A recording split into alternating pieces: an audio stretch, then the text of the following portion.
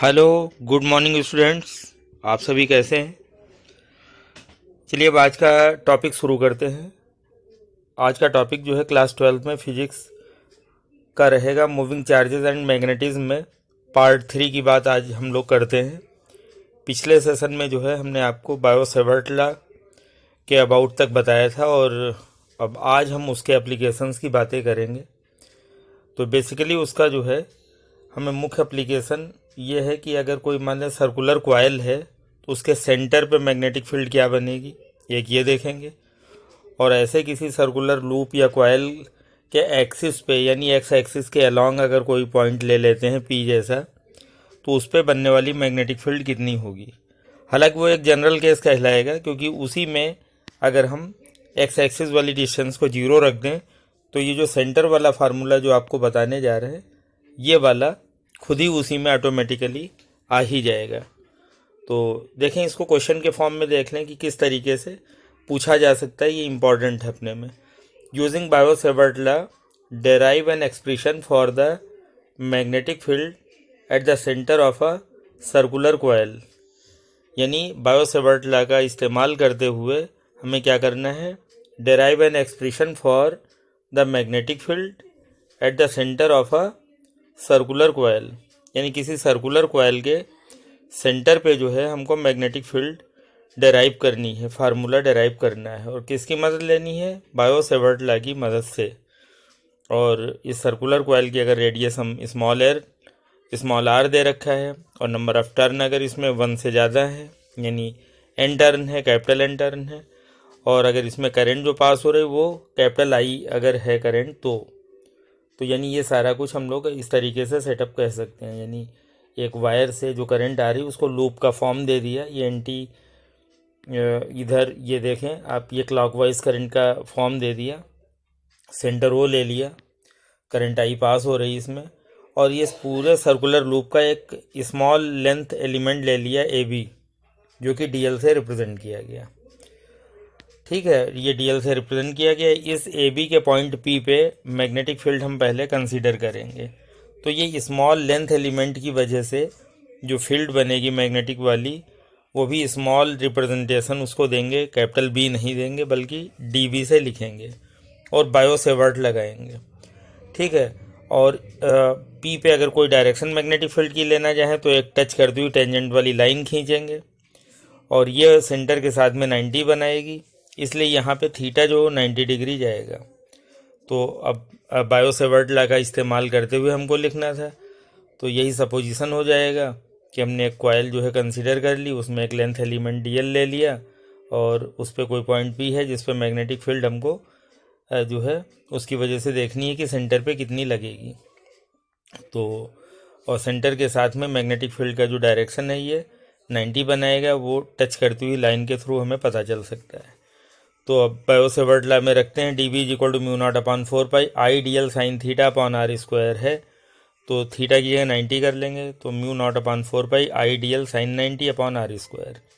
तो D B becomes mu naught upon 4 pi और साथ में आ गया आई डी एल अपॉन में आर स्क्वायर। ये तो डी बी की वैल्यू हुई यानी स्मॉल लेंथ एलिमेंट की वजह से।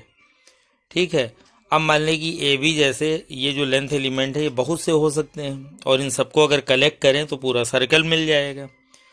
तो तभी वो डी बी की वैल्यू को हमें क्या करना पड़ा, समिंग करनी पड़ी। देयरफॉर क्या बोलेंगे, the magnetic field due to the entire coil at the centre. यानी सेंटर पे मैग्नेटिक फील्ड तो देख रहे हैं, किसकी वजह से, एंटायर कॉइल की वजह से, पूरी कॉइल की वजह से सेंटर पे मैग्नेटिक फील्ड देख रहे हैं। तो उसको किससे रिप्रेजेंट करें, बी से। B is equal to sigma D B कह सकते हैं, सिग्मा भी लगा के कह सकते हैं, इंटीग्रल साइन भी दे सकते हैं जैसा कि हम लोग बायो-सेवर्ट लॉ में लगाते रहे थे। उस इंटीग्रल का मतलब भी होता है टू समिंग समथिंग, यानी किसी चीज़ को कलेक्ट कर रहे हैं, इकट्ठा कर रहे हैं। उसका इंटीग्रेशन से कोई लेना देना नहीं है। इंटीग्रेशन एक मैथमेटिकल प्रोसेस है जो कि पूरे अपने थीम पे चलती है, लेकिन अगर इंटीग्रल की बात करें that means we are going to summing something, यानी किसी चीज़ को हम कलेक्ट कर रहे हैं। जैसे अगर डीएल पे अगर इंटीग्रल लगा दिया हमने और डीएल अगर वहाँ कोई वायर की लेंथ थी जो कि कैपिटल एल थी, तो इंटीग्रल डीएल का मतलब हो जाएगा कैपिटल एल। और अगर हमने इंटीग्रल डीएल लगा दिया किसी सर्कुलर लूप के पे ऊपर, तो सर्कुलर लूप का पूरा इंटीग्रल जो है वो कैपिटल एल नहीं कहलाने जा रहा है। उस लूप की रेडियस अगर मालूम है तो वो इंटीग्रल का मतलब है पूरा सरकमफ्रेंस यानी 2πr। तो इस चीज़ से आप अवेयर रहें। इंटीग्रल साइन को समिंग साइन यानी समेसन जैसा समझ लें, जैसे सिग्मा डीबी लिखा है सिग्मा जैसा ही समझ लें इंटीग्रल साइन को, उसको इंटीग्रेशन वाले साइन के साथ मिक्सअप ना करा जाए। तो देखें b equal to sigma D, और सिग्मा डी में डी की वैल्यू ऊपर है अपने पास μ0/4π आइडियल अपॉन आर स्क्वायर, तो μ0/4π आइडियल अपॉन आर स्क्वायर लिखा। अब इसमें बाकी वैल्यू सब बाहर कर लें, सिग्मा डीएल पे लगाए रखें। क्यों? क्योंकि डीएल को हम इकट्ठा करेंगे, देखें जाए फिगर में जो डीएल है ये सारे सारे डीएल अगर हम कलेक्ट करते चले जाएं तो हमें क्या मिल जाएगा, एक पूरा सर्कल मिल जाएगा, है ना। देखें ऐसा ही है, डीएल डीएल ये सारे लेंथ एलिमेंट अगर कलेक्ट कर दें तो कहेंगे we get a circle. That means collectively अगर पूरा कहें तो ये सरकमफ्रेंस हो गया। तो डीएल पे सिग्मा ये देखें लगा हुआ है यहाँ μ0/4π I upon are square sigma DL.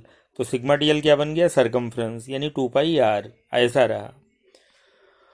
Integration की मीनिंग यहाँ लगाएंगे तो कुछ और ही हो जाता है। एक्स का इंटीग्रेशन तो हम लोग x² लिखते हैं, तो इसमें इंटीग्रेशन की बात नहीं है, इंटीग्रल है जिसको सिग्मा से भी कह सकते हैं। तो अब यहाँ पे आप आसानी से एक एक आर कैंसिल हो जाएगा और आप इतना लिख पाएंगे μ0/4π 2πi अपॉन आर। यहाँ पाई और 2 को कैंसिल ना आपस में करें, क्योंकि उसकी वजह है μ0/4π जो है ये पूरा का पूरा 10⁻⁷ होता है। तो आसानी से अपने पास ये यूजफुल एक मिल जाता है, जो यहाँ पे कांस्टेंट है वो यूजफुल मिल जाता है कि b इक्वल टू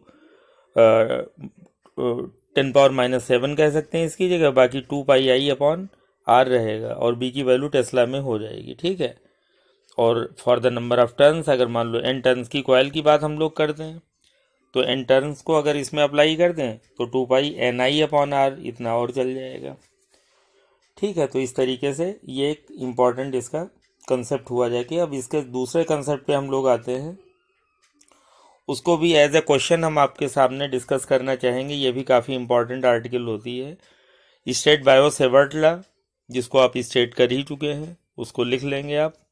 तो स्टेट बायो-सेवर्ट लॉ, और आगे है कि using this law derive the expression for the magnetic field due to a current carrying circular coil of radius a at a point which is at distance x।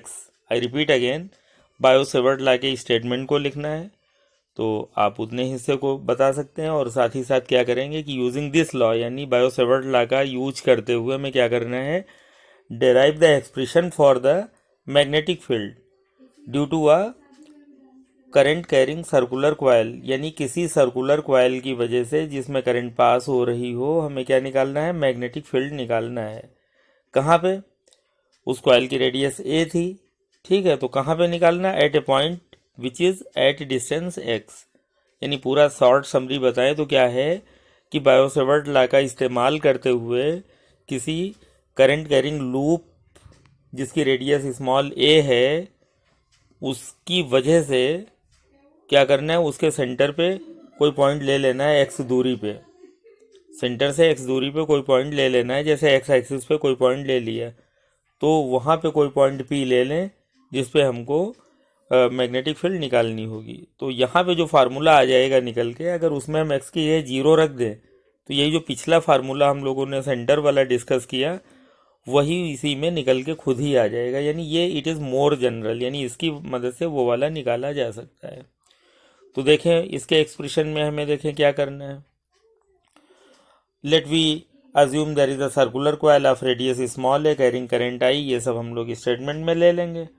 और and its plane is perpendicular to the plane of the paper, यानी plane of paper के इसका plane क्या है, perpendicular, यानी vertically जान लो रखी है प्लेन ऑफ पेपर पे, ठीक है।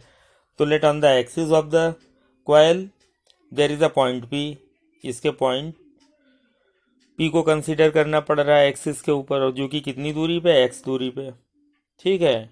और कहाँ से x दूरी पे, सेंटर से, जैसा कि क्वेश्चन में था। तो देख लें, this is a circular coil, जैसा कि सामने देख रहे हैं, इसका सेंटर O हो गया, इसकी रेडियस स्मॉल ए हो गई। ठीक, तो सेंटर ओ से क्या करना है, एक्स दूरी पे कोई पॉइंट हमने ले लिया, जैसा देखें एक्स एक्सिस जैसा है ना, कोई पॉइंट ले लिया हमने पी। तो इस पॉइंट पी पे हमें क्या करना है, इस पॉइंट पी पे इस सर्कुलर लूप की वजह से मैग्नेटिक फील्ड पी पे क्या बनेगी, ये हमें निकालना है। और ये पॉइंट पी जो है वो एक्स डिस्टेंस पे है। तो देखें पूरी कॉइल की वजह से तो निकालना है, लेकिन हम पूरी कॉइल की वजह से एट ए टाइम तुरंत ही नहीं निकाल लेंगे, बल्कि इसको भी छोटे छोटे पार्ट में, सेगमेंट में हमें बांटना पड़ेगा। पहले एक छोटा सा लेंथ एलिमेंट डीएल ले लिया, इसके ऊपर देखें सबसे ऊपर ए बी पे दिखाया गया डीएल जैसा। ठीक है, और ड्यू टू सिमेट्री जैसे टॉप पे लिया वैसे बॉटम पे भी ले सकते हैं। यानी सिमेट्री में क्या है कि जैसे जितना एक साइड में ले रहे हैं उतना दूसरी साइड में ले रहे हैं, तो पॉइंट आमने सामने वाले कवर अप होते चलेंगे। जैसे हेक्सागन वगैरह बनाते हैं हम लोग, ऑक्टागन बनाते हैं, तो आमने सामने वाली लाइनों को मिलाते चले जाते हैं, तो इंटरनली जो है वो फिगर बन सकती है ज्योमेट्री में भी। जैसे वैसे यहाँ सिमेट्री की वजह से लेफ्ट और राइट यानी आमने सामने के पॉइंट्स लिए, ताकि ये एनालिसिस हो जाए कि कौन सा कंपोनेंट यहाँ फेवर करेगा, यानी ऐड होने वाला है, यानी इकट्ठा होने वाला है, और कौन सा कंपोनेंट जो है यहाँ पे कैंसिल होने वाला है, ताकि पूरे कॉइल की वजह से टोटल निकालें तो उसमें जो हिस्सा हमारे काम का रह जाए वो ऐड हो जाएगा, जो हिस्सा काम का नहीं होगा वो सब्ट्रैक्ट हो जाएगा, यानी वो कैंसिल कर जाएगा। तो अब उस हिसाब से अगर हम देखें तो ए बी के करस्पॉन्डिंग पॉइंट हमने बॉटम पे पाया ए डैश बी डैश, वो भी लेंथ एलिमेंट डीएल जैसा हो गया। तो करना क्या है कि ए बी पे हमने एक टच करती हुई एक line, dotted line they the point P तक, ये डिस्टेंस मान ली स्मॉल आर। ठीक है, ठीक वैसे नीचे की तरफ में भी वही हो गया स्मॉल आर। और ये जो है डीएल वाले लेंथ एलिमेंट से कितने एंगल पे है, कुछ एंगल फाई मान लिया, ये एंगल फाई मान लिया, तो पॉइंट पी पे डीबी की डायरेक्शन जो होगी वो आर की डायरेक्शन में है, जैसे कि पी आर की डायरेक्शन में मैग्नेटिक फील्ड डीबी जो है पी आर की डायरेक्शन में लग रहा है, perpendicular to the plane of paper होता है ना, इसलिए यानी जान ले कि ए बी वाले सेक्शन की वजह से जो पी पे मैग्नेटिक फील्ड होती है उसकी डायरेक्शन हो गई पी आर। तो पी आर एक्चुअली क्या है, ए बी के साथ देखा जाए तो 90 बना रहा है। मतलब अगर हम कहें कि पी पे जो है एंगल ए बी के साथ आर वाला कितना बना रहा है, तो कहेंगे कि ये 90 डिग्री है। हालांकि पी और आर के बीच का एंगल फाई है। तो अगर आर को हम देखें कि आर के अलॉन्ग में क्या लग रहा है डीबी, और ऐसे नीचे देख लें corresponding point A dash B dash की वजह से यही, जैसे आर ऊपर लिया वैसे एस लिया, इसके अलॉन्ग में भी मैग्नेटिक फील्ड होगी डीबी जैसी, लेकिन इसको डीबी डैश बोल दिया। अब मेन काम है इनके कंपोनेंट्स को ब्रेक करना। डीबी का ऊपर में देखें, डीबी के दो कंपोनेंट हो जाएंगे, एक डीबी कॉस फाई और एक डीबी साइन फाई, जैसा कि दिखाया है। नीचे वाले में भी यही हाल रहेगा, डीबी डैश के साथ एक डीबी कॉस फाई नीचे, डीबी डैश कॉस फाई जैसा, और एक d B sine phi. D B cos phi और डीबी कॉस फाई जो नीचे ऊपर वाले हैं ये कैंसिल कर जाएंगे। क्यों? क्योंकि दोनों ही मैग्नीट्यूड में इक्वल हैं बट डायरेक्शन में अपोजिट हैं। क्यों मैग्नीट्यूड में इक्वल है? क्योंकि देखें length element A B dash जितना नीचे है उतना ही ए बी ऊपर है, यानी डी एल, तो सेम लेंथ की वजह से मैग्नेटिक फील्ड भी इक्वल ही रहेगी। तो यहाँ पे d B cos phi up और डाउन वाले तो कैंसिल हो गए। अब डी बी साइन फाई जो है यानी यही लीडिंग कंपोनेंट रहेगा, यानी मैग्नेटिक फील्ड जो अप और डाउन वाले हिस्से की वजह से बनेगी वो सिर्फ डी बी साइन फाई जो है वही अपना रोल प्ले करेगा। तो ऐसे पूरी कॉइल भर में जितने भी करस्पॉन्डिंग पॉइंट पड़ेंगे, कहीं का भी ले लें आमने और सामने का, तो उसमें कॉस वाले कंपोनेंट कैंसिल होते जाएंगे और साइन वाले कंपोनेंट ऐड होते जाएंगे। इसका मतलब नेट जो मैग्नेटिक फील्ड बनेगी वो साइन फाई वाले कंपोनेंट की वजह से बनेगी। बस हमें ये ध्यान रखना है कि नेट मैग्नेटिक फील्ड जो है it is due to the sine component, sine phi वाले कंपोनेंट की वजह से बनेगी। तो देखें हम d v is equal to mu naught upon 4 pi d L sine 90 upon are square से दे दिए इस वैल्यू को, क्योंकि वो टेंजेंशली खींचा जाएगा तो थीटा 90 रहता है, ये पक्का ही है, तो साइन 90 1 हो जाता है। तो mu naught upon 4 pi I D L upon are square ये रहा, ये सबसे ऊपर यही रहा, d B is equal to mu naught upon 4 pi I D L upon are square. Similarly due to the element A dash B dash जो कि नीचे की तरफ था, अभी हमने फिगर में दिखाया था। तो D B dash is equal mu naught upon 4 pi I D L upon are square, यानी डी बी और डी बी डैश की वैल्यू अलग अलग नहीं है, वो सेम है, यानी उनके मैग्नीट्यूड इक्वल है। तो हम क्या कह सकते हैं, mod of d B is equal to mod of d B dash, यानी दोनों की वैल्यू बराबर है। तभी डी बी कॉस फाई और d B dash cos phi एक दूसरे के साथ अपोजिट डायरेक्शन में थे, वैल्यू में इक्वल थे, इसलिए वो कैंसिल हो गए।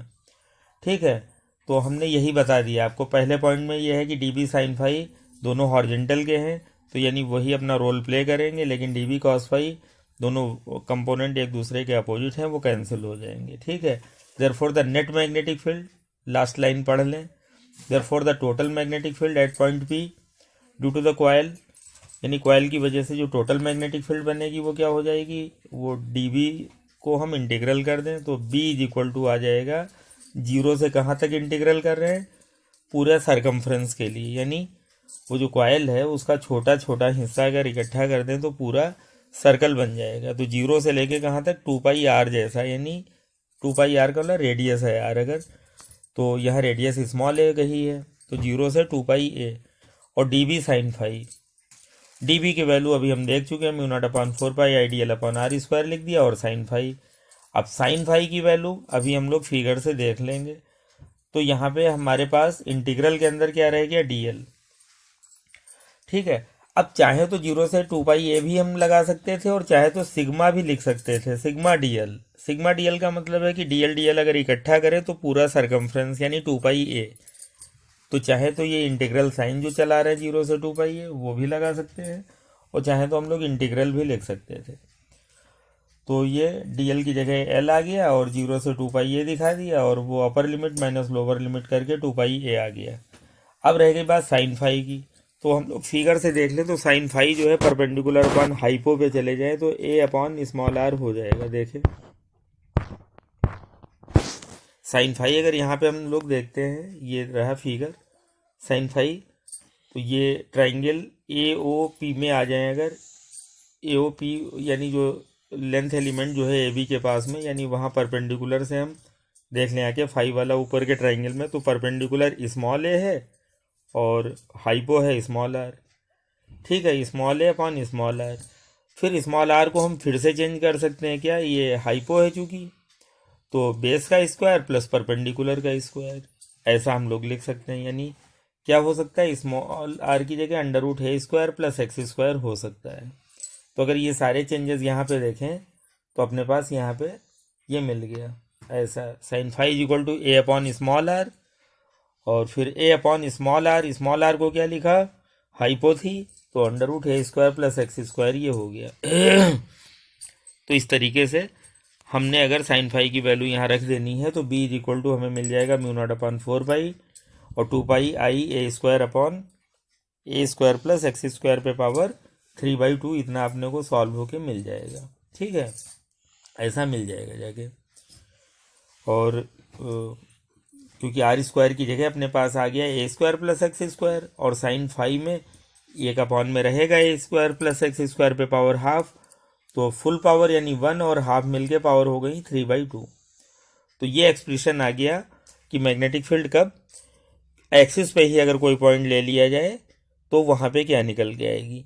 इसी में हम स्पेशल केस डाल सकते हैं, if coil having N turns capital N, तो कैपिटल एन ऊपर और बढ़ा दे, यानी mu naught upon 4 pi 2 pi capital N I a square upon a square plus x square पे पावर 3/2, यानी ऐसा कह सकते हैं, कैपिटल एन को ऊपर डाल दें if coil has an turns.